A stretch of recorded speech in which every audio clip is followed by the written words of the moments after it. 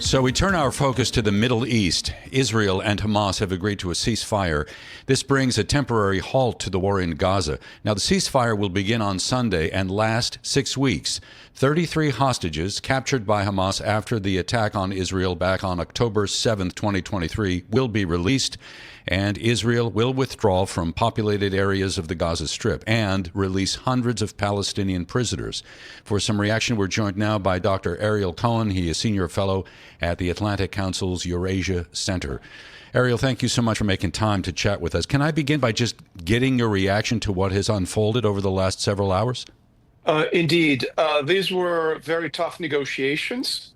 I think in the big scheme of things, Israel came out as a losing side. It will be releasing 1,640 Hamas and allied terrorists. Don't forget, besides Hamas, there's Palestinian Islamic Jihad, a subsidiary of the Iranian Islamic Revolutionary Guard Corps organization controlled by Tehran. So their terrorists will come out as well.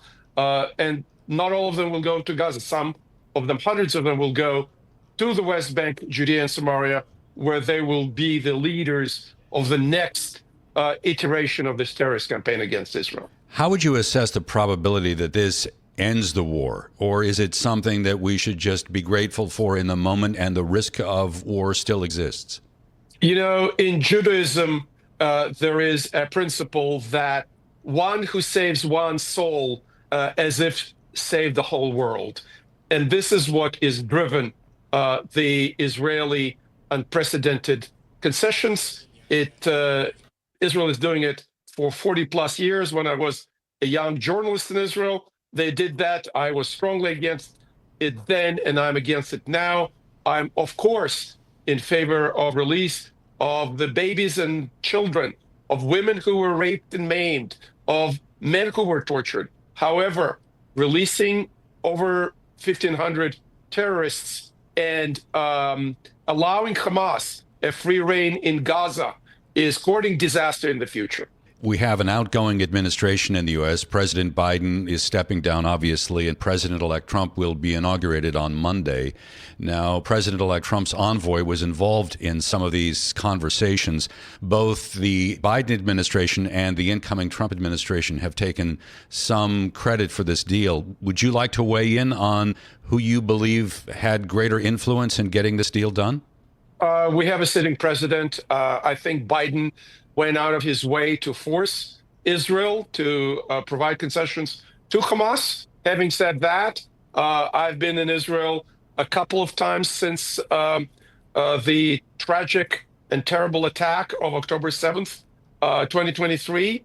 And there was a lot of domestic pressure. There's also pressure on Netanyahu to launch a judiciary commission of inquiry under the Israeli law for that, an independent commission as to what happened on October 7th. And this outcome will be yet another step to force Netanyahu to appoint such a commission. It is, in my view, absolutely necessary to get to the bottom of a tremendous strategic failure for the history books. Just as a victory, initial victory against Hezbollah with the attack in September is for history books and will be studied in military academies, the collapse of deterrence in October of 23 and the lack of advanced warning and knowledge in Israel will be studied in the future all over the world.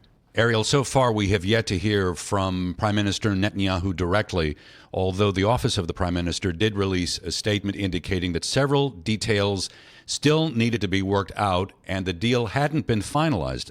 Having said that, Qatari and U.S. officials went ahead and declared a ceasefire anyway. So when we do hear from the Prime Minister himself, what do you think he will have to say? He is going to say that this was a very hard deal for him, for Israel. And, you know, there's always a hope for a better tomorrow. But leaving a jihadi, extremist, Islamist organization, military organization that openly declares that its goal is not only the extermination of the state of Israel, but murdering of all the Jews around the world. It's in their founding document online. And you just declare a ceasefire after many, many ceasefires that Hamas violated and has the Islamic Jihad on its side. These are organizations, terrorist organizations, are a part of the global Islamist militant network, including Al-Qaeda, including ISIS, and many other organizations like that murdered Americans by thousands on 9/11, that keep killing people all over the world. And now Israel is releasing more of their fighters, expecting what? Expecting a miracle that these people will convert and will be pacifists all of a sudden. Unfortunately, there will not be, and this will just extend the warfare. After that, it is necessary to bring forces to Gaza that can restore peace, and leaving Hamas in place defeats that goal.